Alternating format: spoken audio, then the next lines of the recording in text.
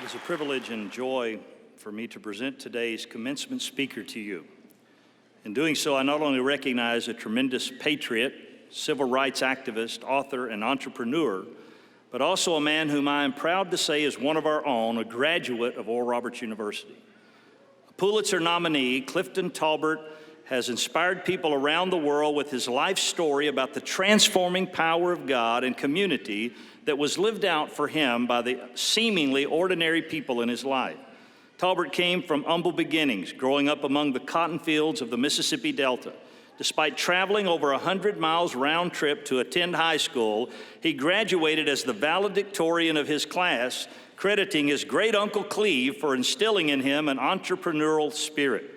He then moved to St. Louis, Missouri to work for Jefferson Bank and Trust, which was a focus of civil rights marches and demonstrations at the time. His hiring became the catalyst for ending the civil rights demonstrations in St. Louis in 1964. Taulbert served for 4 years in the United States Air Force, spending his last 2 years in a classified position in the prestigious 89th Presidential Wing. After he was honorably discharged, Taulbert moved to Tulsa to attend Oral Roberts University. Following graduation, he worked as administrator at the University Village Retirement Center and as an Oklahoma banker while graduating from the Southwest Graduate School of Banking at Southern Methodist University. Taulbert always knew he wanted to write and eventually published his first book, Once Upon a Time When We Were Colored, which was made into a critically acclaimed major motion picture starring Felicia Rashad. The book would change the trajectory of his professional life. He's now written 14 books, among them The Last Train North, the Pulitzer nominee, and 8 Habits of the Heart, a national bestseller. Embedded in his books are principles that many around the world would call the timeless and universal ideas to build and sustain community. Taulbert would eventually form his own company, the Fremont Corporation, which has grown into an international human capital consulting firm. It focuses on 3 general ideas: leadership, engagement, and entrepreneurial thinking. Taulbert is also president and CEO of Roots Java Coffee, the nation's first nationally certified African-American-owned national coffee supply company. Taulbert is a highly sought-after lecturer and workshop facilitator. He continues to hold the attention of his audiences as he shares his journey from the fields of the Delta to podiums around the world, including Fortune 500 companies, the U.S. Supreme Court, the Assembly Hall of the United Nations, and numerous colleges and universities. Taulbert also serves on ORU's Board of Trustees. He shares his life with his wife, Barbara, in Tulsa, Oklahoma, and their son and daughter-in-law, Marshall and Andrea Taulbert, both entrepreneurs in Los Angeles, California. Graduates and distinguished guests, would you please welcome ORU alumnus and a beloved friend of this university, Mr. Clifton Taulbert.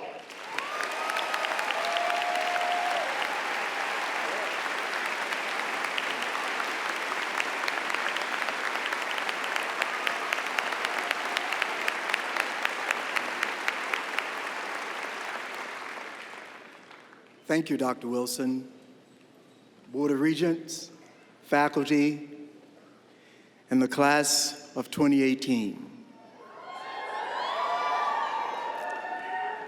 My purpose here today is very clear. I want to leave you with something that you can take with you for the rest of your life. Whatever that endeavor might be, should you decide to go into business, medicine, ministry, family, whatever that endeavor might be, I want to tell you that you can trust God. You can trust God. Millenniums ago, God saw this day.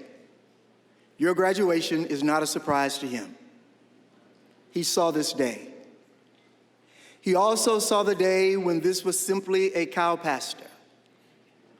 Cows and calves would walk, and pecans would gently fall upon the ground, with no idea that one day buildings would be here, or that a young man would walk across these fields, a Pentecostal preacher, a tent revivalist, and would be challenged to do what perhaps no one had done before: build me a university in these pastures.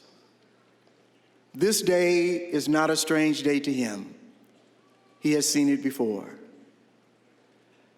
And for me, my life, as will yours, we will be the proof support of a God who keeps his word.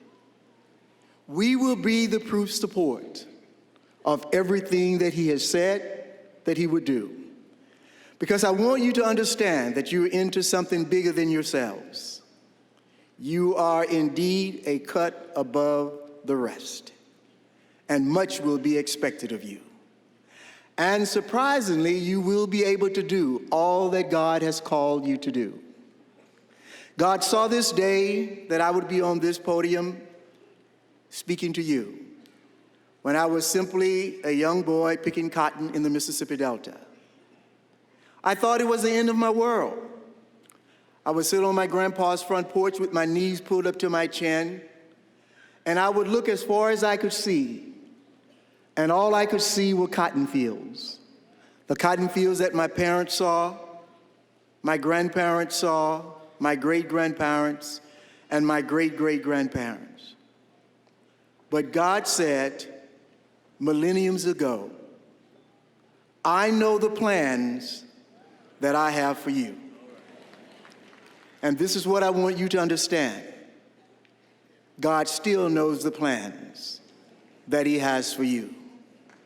God saw the day that I would stand in the Assembly Hall of the United Nations. As I walked across 46th Street in New York City, making my way through security, walking into the hall of photographs where all of the heads of the United Nations pictures would be placed, I found myself becoming slightly nervous, because this is something that I had heard through President Roberts many years ago when I was a student, and perhaps even in 1971, sitting where you are now seated, that we would indeed go to places that we had not dreamed of. And you know, it sounds like a catchphrase, just a wonderful thing to say. But I've come to tell you that the words of God are true, and his promises will always come to pass. As I stood there in the Assembly Hall, looking around where the men and women of the world would gather, I asked a young lady, I said, my name is Clifton Taulbert. I'm not quite sure where I'm going to be seated, but I'm one of 3 speakers. And she didn't say a word. She just turned around very slowly and looked up to the center of the Assembly Hall, and there in lights was the name Taulbert on the very first row. And I stood in the Assembly Hall and I began to cry. Not because I was afraid, but because God had kept his word. And that's what I want you to understand, that God will keep his word. You see, God saw me with the cotton sacks. God saw me at the cotton trailers. God saw me working at the ice house in Glen Allen, Mississippi. But he also saw me standing before the Supreme Court of the United States, being introduced by former Justice Sandra Day O'Connor. And as I walked up to give my speech, I was a little nervous. Never imagined that the justices of the United States would be taking notes from Clifton Taulbert. But I want you to understand that you will go, and you will do, and you will become, because God knows the plans that he has for you. Now, what I want to leave you with, which is very important, Jeremiah says, and keep in mind that God's people were in exile when these words came to them. They weren't in their homeland. They weren't in a familiar place. They were in exile. They didn't know what tomorrow would look like. They didn't know what their lives would be like. But yet the word of the Lord came through Jeremiah, tell my people who are in exile. Because when you're in exile, you're kind of wondering what's going to happen, what's next. That's the human way of living and thinking. What's going to be the next thing? Just tell them that I know the plans that I have for them. I know the plans. You see, Clifton didn't know the plans when I was sitting on my grandpa's front porch with my knees pulled up to my chin, looking as far as I could see. You see, I didn't know that a writer lived inside of me because I couldn't go to the library in my hometown. But God knew his plans for me, as he knows the plans that he has for each of you. And you may not know what those plans are, but I'm here to tell you, trust God. You may not know when they'll come about, but I can assure you that they will. And there will be days that the road is long and winding, and you may end up at places you never thought you would be, and circumstances you don't know how to get out of. But I will tell you that wherever you end up, God will be there. Why? Because he knows the plans that he has for you. And he holds those plans in his heart, and he holds you in the palm of his hands. We're very blessed. We're very fortunate in that we can say that we are involved in something bigger than ourselves.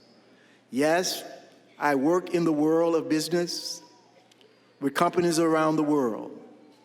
But more importantly, every business that I go to, every lecture that I give, every book that I write, every hand that I shake, I am steadily reminded when I didn't know where the world would end or what I would do or who I would become, there was a God who knew the plans for me. And his plans were good. And today I can say for all of you, for your family, for your friends, and the children not yet born, that God knows the plans for all of you, and his plans are good. Trust God. That's what I want to leave with you. It sounds rather simple, rather simplistic. It's not a big, buoyant statement, but it's the truth of my life. I have learned to trust in God. And I can tell you that he has not failed me, and nor will he fail you. I want you to be surprised at how your life would turn out.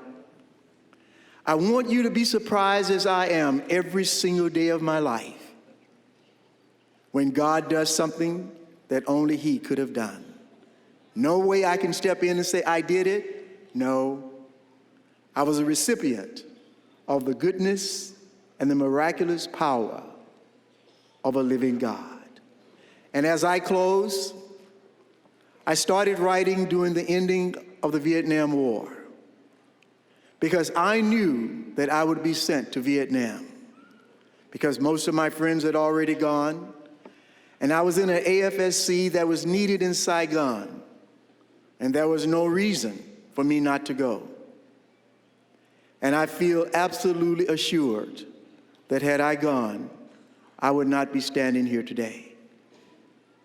But Jeremiah's words were very real to me. I know the plans that I have for you. God knew that on this day, May 5th, 2018, I had to be in Tulsa, Oklahoma. This is not an opportunity. This is an assignment to let you know what I know, that no matter what happens, you can always trust God. Thank you.